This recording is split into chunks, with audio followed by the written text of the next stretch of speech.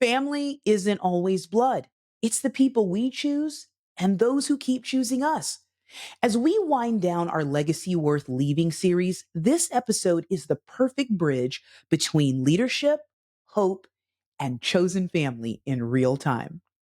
Today's guest is not my sister by birth, but absolutely my sister by choice. Shanté Figgatt is a fierce advocate for children and their families. Born and raised in Lynchburg, Virginia, longtime educator, now leading lower elementary at Montessori Children's House. And the mom of 5 of my favorite tiny humans on the planet.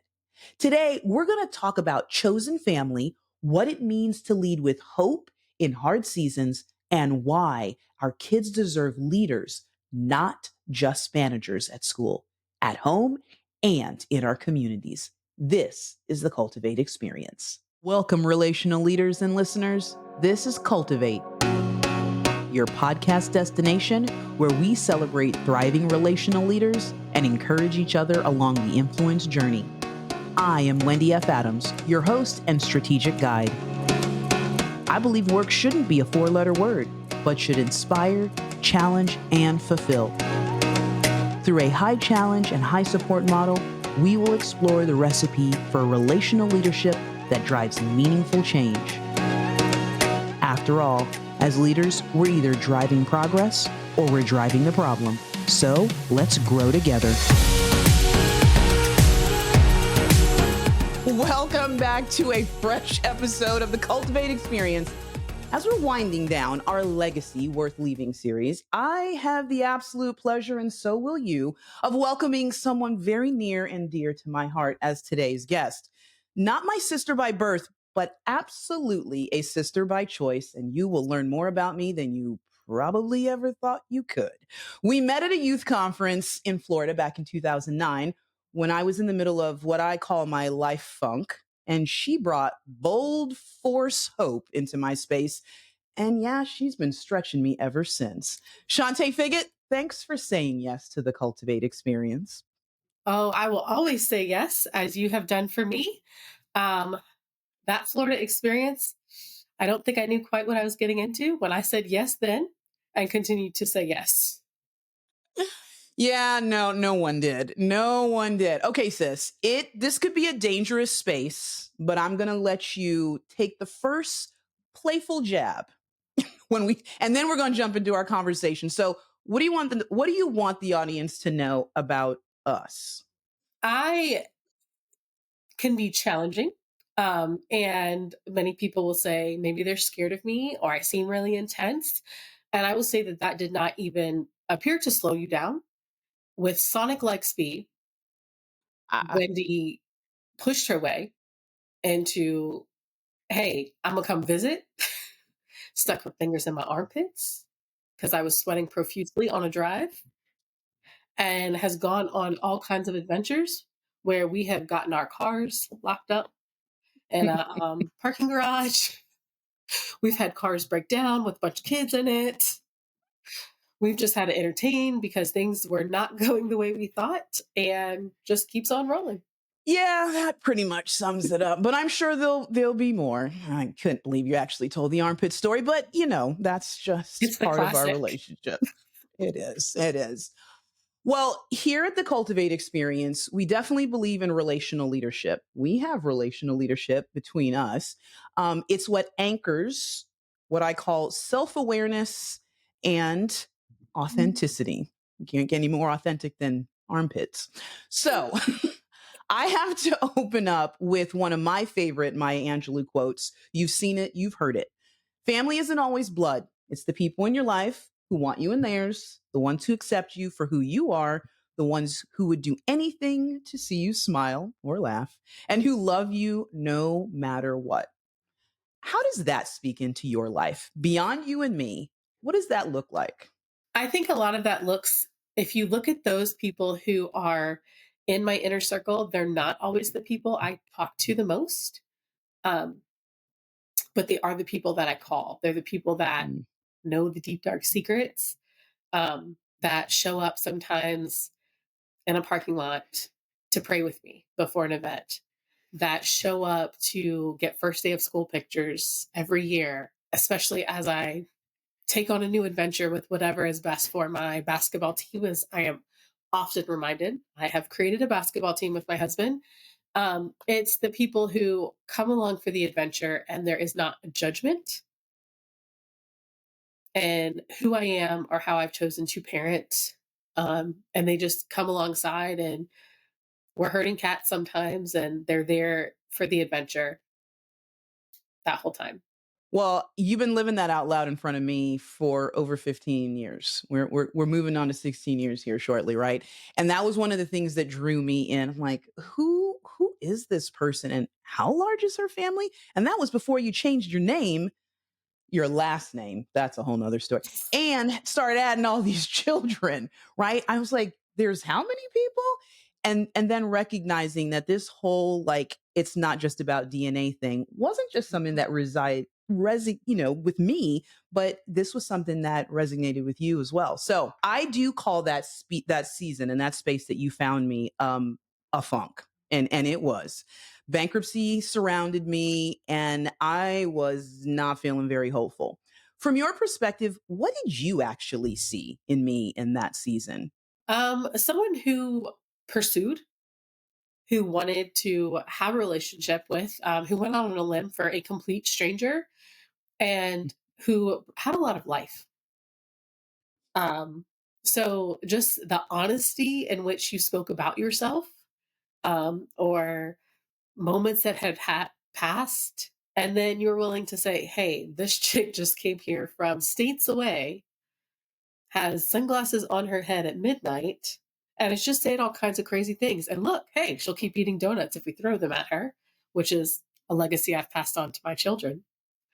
Um, and just you were fun and invested, ready to be a part of. You seemed a little crazy. So hey, you want to be my sister? That's what you said to me. You seem a little bit crazy.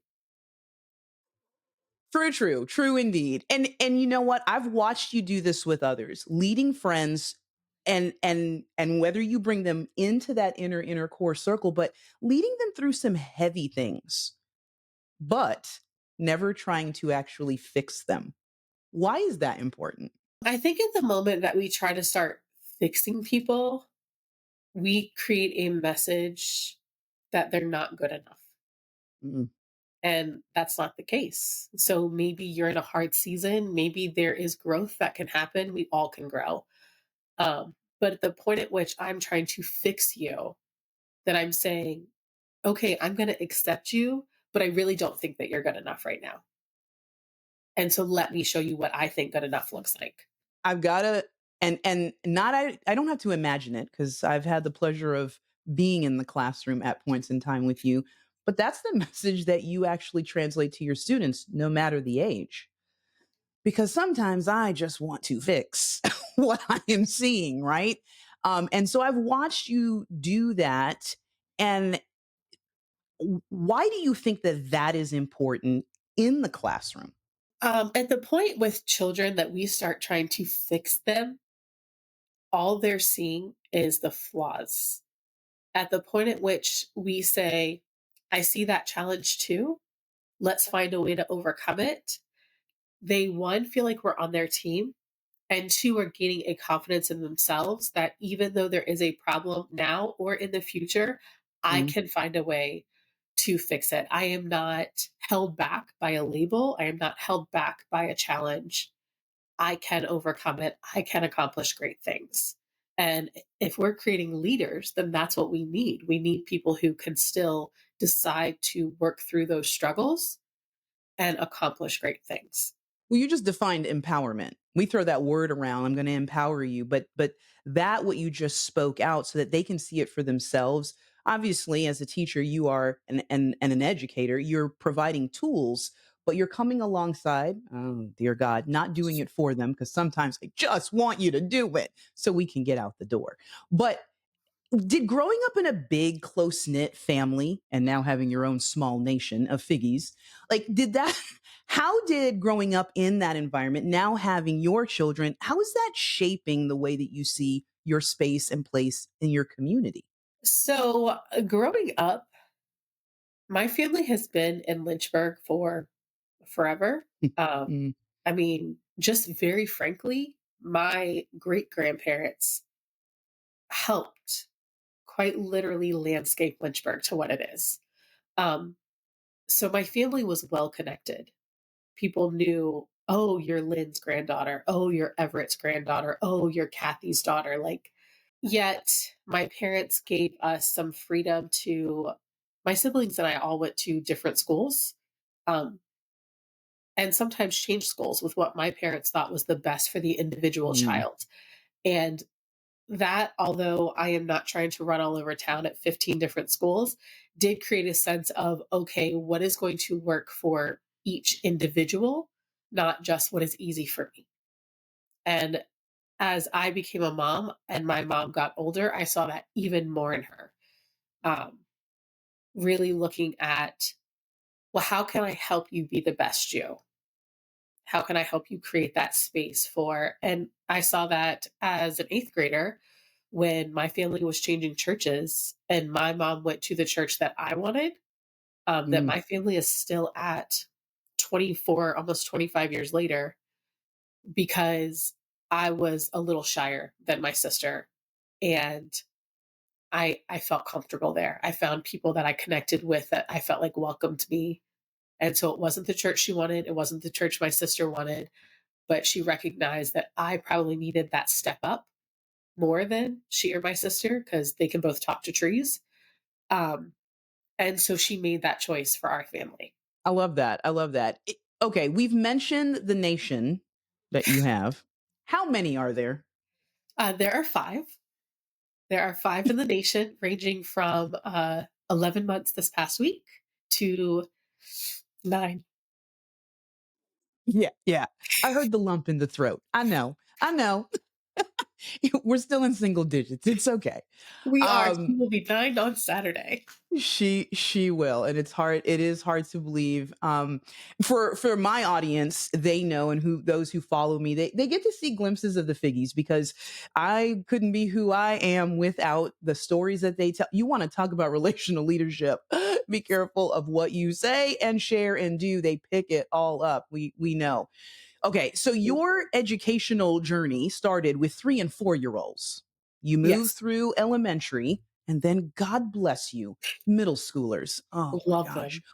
When did it click that this wasn't just a job, that you were called to form humans, not just teach content? Quite frankly, probably in middle school. When They, you were in middle school. oh, Oh, and well, they,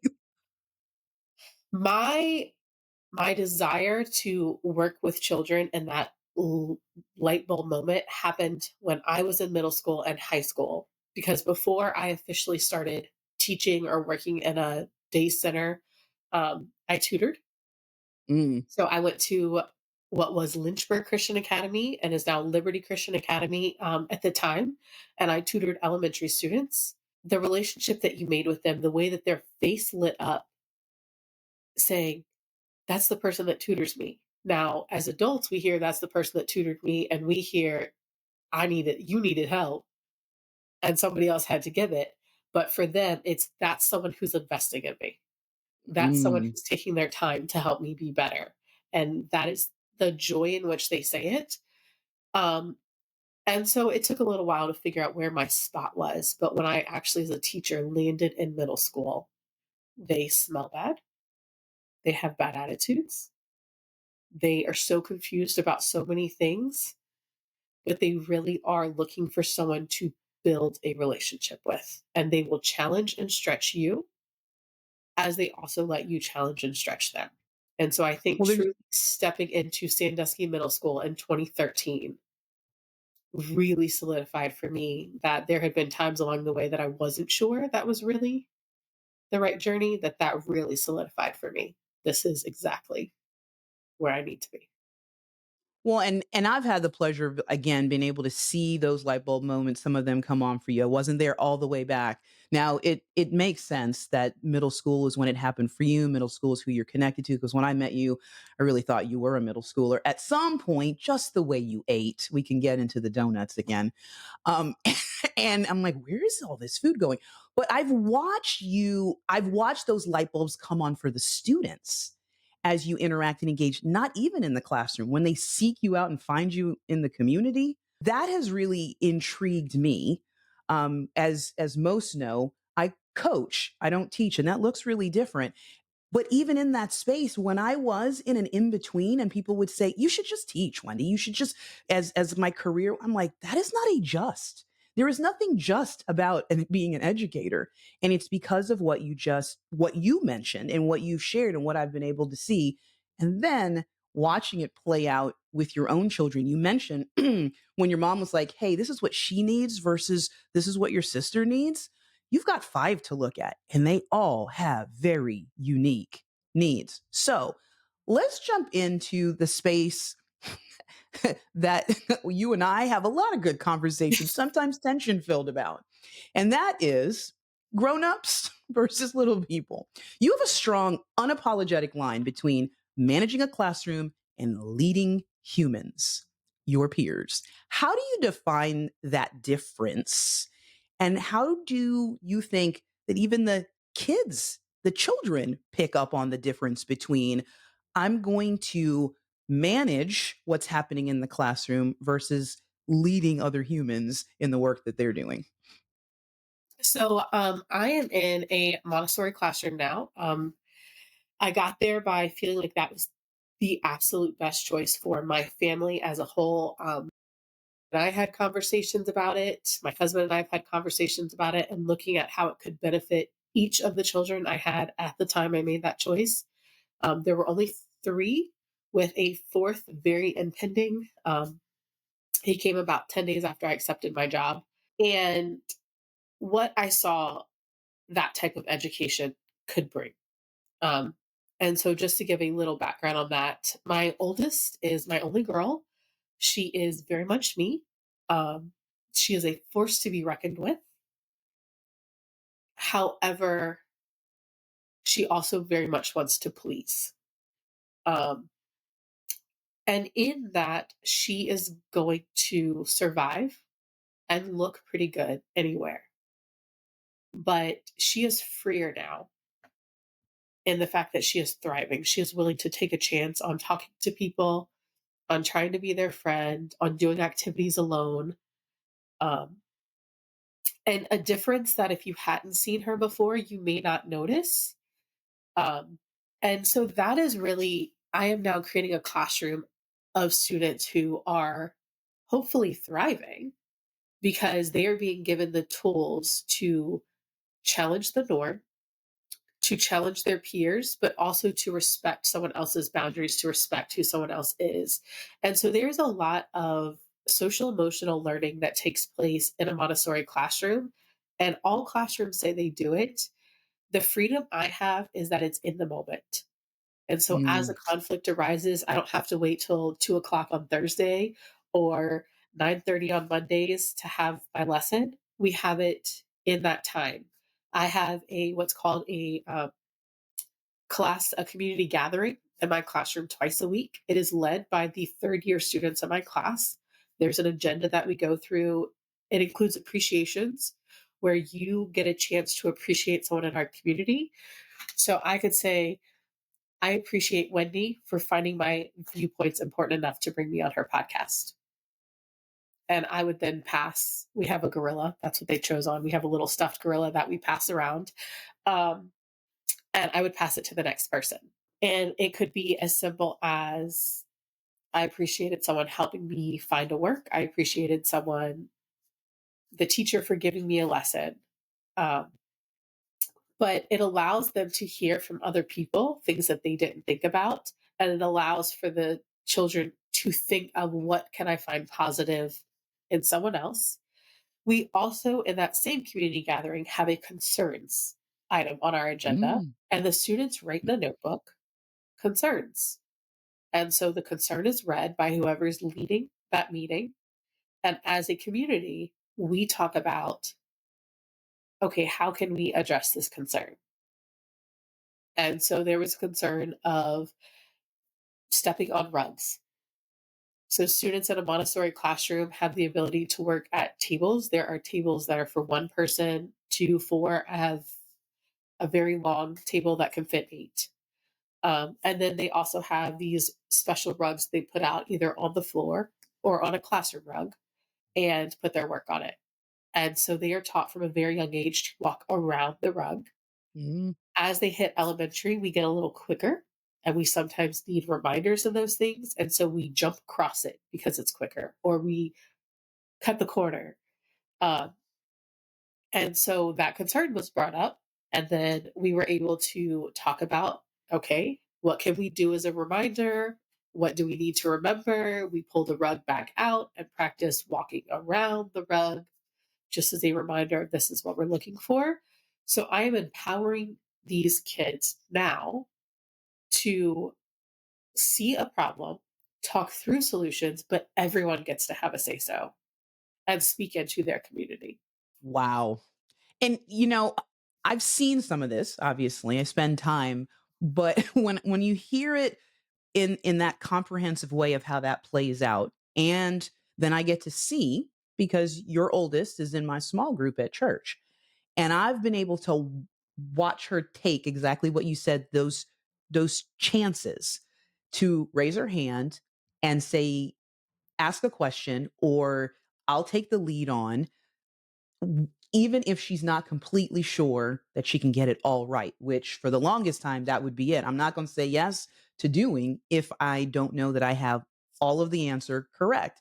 And so I see that playing out. I also come to your classroom and have been told, not just by one of the five figgies, to take my shoes off so that I don't step on work. So, I mean, it is sticking, right? And they're seeing that not just in their community, but as others come into their space, how to be able to share that is important to them. When you first introduced Montessori education to our family, your husband included, we were like, excuse me, what are we doing?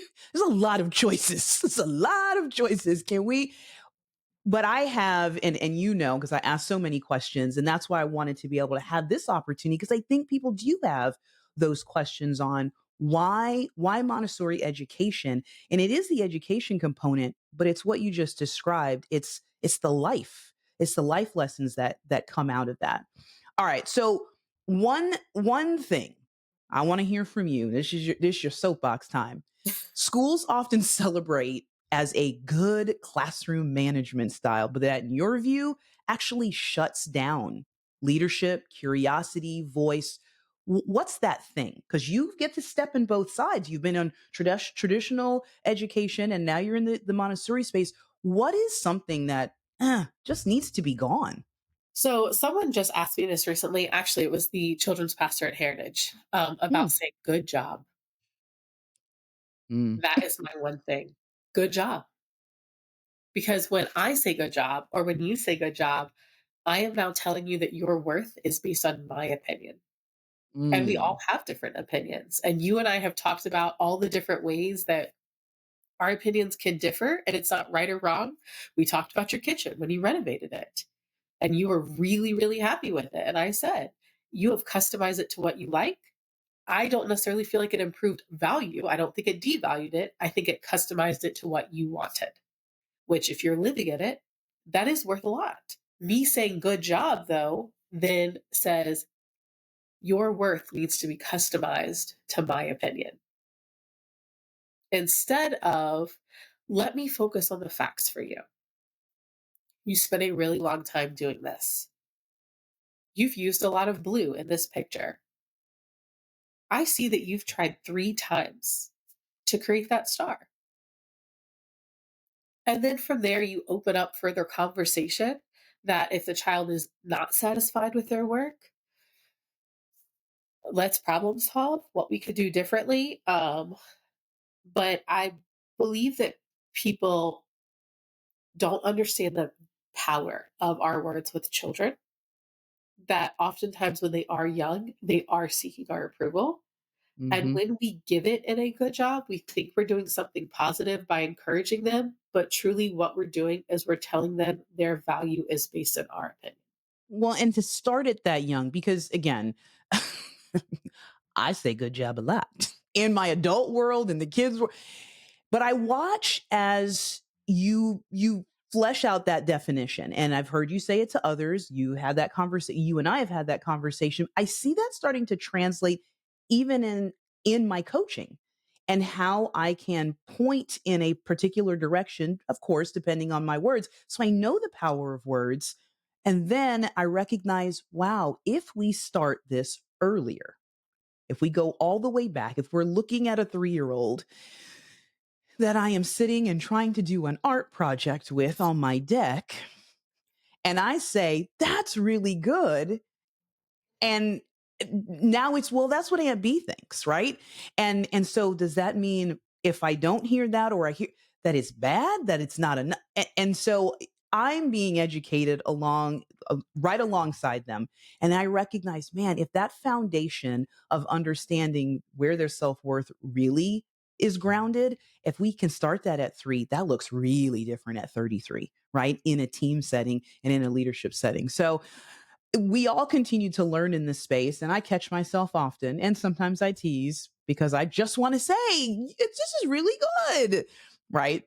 Okay, so we've got educators, parents who are listening in, and they feel like they're in a funk, that funky season.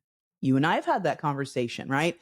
For you, for me, it's emotionally, it's financially, it's spiritually, whatever that is. What word of hope as it relates to that season, that leadership, would you speak over someone, whether that's in an elevator conversation, which is not really your strong suit, but that person in front of you who says, man, it's just, I don't know if this is worth it. What's your words? What's your words of encouragement to them? My word of encouragement is purpose. Find your Mm, purpose, know your purpose, remember your purpose. If you need to put a note card on your mirror in the morning, because what I do is hard. In many ways, going back to the public school, middle school classroom would be easier because I am sitting there sometimes trying to work through what sounded glamorous in this podcast with a 9-year old who's in a funk that day and just wants to have their funk, just wants to feel what they're feeling. And it's like sometimes then they push to what they know might rile you up because kids are brilliant. what? Um, and it is remembering the purpose of I am trying to build strong leaders. And so in the trenches right now, that is hard. But Mm, holding on to those moments of, wow, look at what my daughter has done. I told you before we even started, my second born is my heart and soul. And my kids were in a play this morning, and someone else took his spot in mine. And I know that that is not a big deal to us. But this sweet boy has struggled for a long time and has officially been diagnosed with emotional dysregulation, which is not a surprise. He is sensory seeking. He has ADHD. Um, Unofficially diagnosed with autism, just so it didn't have to be written down, but our doctor said he has it. So a lot of these things that we see as not normal and wow, look at all these, there's no way they can do this, or we almost walk on eggshells because mm. a child has this diagnosis, so they don't know better. And there's been a lot of work, not just by myself, but by a lot of people on Harrison. And a little boy took his spot in mine next to his sister, which makes him feel comfortable to be with someone today. And I watched him use his words to say, "This is my spot." He looked around like I might cry because this kid didn't move. He said it again, "I was right here." He tried to squeeze his body in, and when none of that worked, he just chose a different spot. And you could see it on his face. He wasn't happy, but he didn't scream, he didn't cry, he didn't hit the kid, because not too long ago, that very much could have been the reaction. Um, and told me about it. I mean, it resonated with him because it was one of the first things that he said. Hmm. But through all of this, made that choice. And so the days that he's losing his mind on me, it sometimes feels like, why am I here? I cannot keep doing this, especially because I go home with him. And then I'm like, and there it is. I saw the purpose. Back to the why. If anybody wonders where you and I without DNA connect, that would be it. Right? It is. The audience hears from me, it's always about the why. We've got to go back to the why, which is our purpose, right? And being anchored there is what takes us through those what am I doing days. You shared that story with me in the green room, and I was able to know that that was coming and hold myself so we're not both in tears, because that little boy really does have he has our hearts. And there's so much stretching. You've also reminded me that um there all of us got something going on, right? That we are walking working through, and having those who come alongside to see you for you and say, "Hey, we're going to do this together. I'm going to be patient with you in it. Please be patient with me because I may lose it at some point in time because I don't understand." But then you have those moments where you can see, okay, all right, we are going to do this together, and the light bulbs are going off for those that we're leading professionally, but wow, so much personally. I told you the time was going to go fast, and it has. I got one last serious question, and then we've got to do our rapid fire. If you could redesign one piece of the way we do school to better honor our kids who are our emerging leaders, what is the first thing that you would change? I honestly would maybe change the grade system of like having grades, like not ABCs, but the first, second Mm, grade. So Montessori is a mixed age range. It works in 3-year cycles. And so my classroom is 6 to 9 year olds. It is roughly first, second, and third grade. But being mixed together, it doesn't always make it so evident that so and so is still working on this, or so and so is, so we don't have as much of the advanced and behind, mm, because then I can see students for, I see that reading is challenging, but did you see the math you did? And oftentimes in our public school system, kids get regular in advance, and we don't always then honor for those that are regular where their really strengths are. And I have a student in my class that has made a lot of progress in the time that he's been with me on reading. And I tell him frequently, he has a skill that I cannot teach. And that is thinking outside the box, putting things together in his mind. He can MacGyver anything. We did these mosaics for an art project. We did a 5 by 5 tile square mosaic, and he was able to like picture and lay it out in his mind, draw it, design it, put it all together, where others were sometimes struggling just to understand the concept of laying this out. He could like see it and put it together and go. And so it gave him a ability to shine that way, where a lot of times in a more traditional setting, you only get this one little scope of a student, because we've delineated them to, this is first grade, you have to get all of this done in first grade. And this is second grade, you have to get all of this done in second grade. That we don't get to see those other sides of them.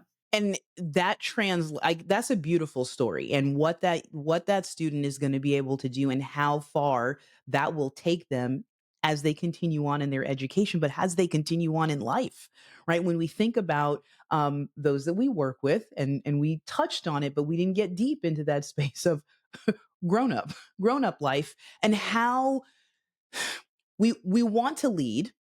There is that we are influencing and we are leading. You have said this often. You don't want to manage. And what you just spoke of there with your student is you are really giving them the opportunity to be led. You're leading them, you're influencing so they can turn around and do the same thing, but you're not managing that space, managing that process. So that is beautiful. And definitely the MacGyver skills. You tease me all the time about how old I am. The 13 years between us is getting narrower and narrower because you're starting to use more examples that actually, are from my generation. So anyway, that's an aside.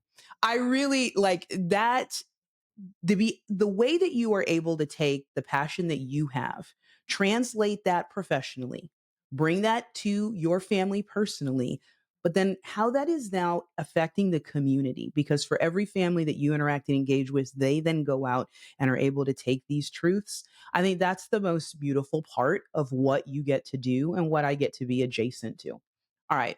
The audience knows that this is what we do at the end. And so we're going to wrap it up.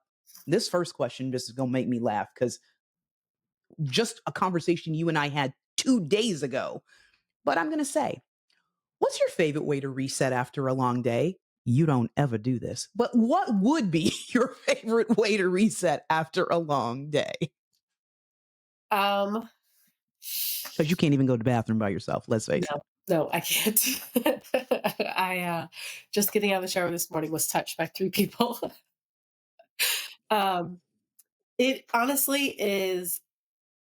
I like to Facebook scroll and shop online, but it's to sit in a quiet space, and it doesn't mean that no one else is there, because that is not my reality. But a space that I can almost physically be in the space, but not be in the space, and I've, just w- I've watched it happen. I'm like, are you here with us?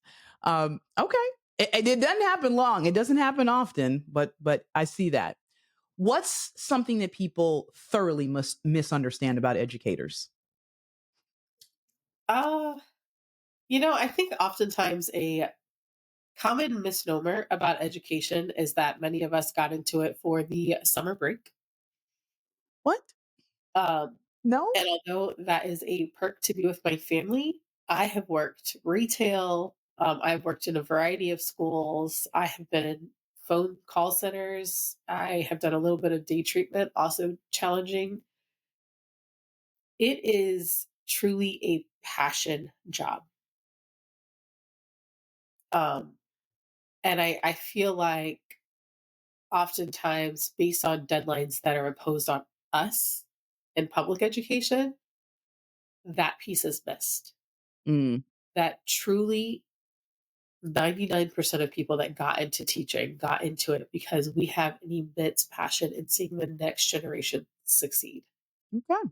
I mean, I will try to ignore the what another snow day. No, I hear you, and that's Was what not keeps you me guys having my coming kids back. upside down in their pajamas inside out on Thursday. I definitely did not have them put ice in the toilet, wear their pajamas inside out. Goodness gracious, what's your favorite ice cream flavor?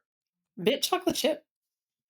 Absolutely, absolutely. You know what? There are a lot of people in your camp. When I ask that question, that one comes up more than anything else. You have a beautiful voice. I get to hear it often.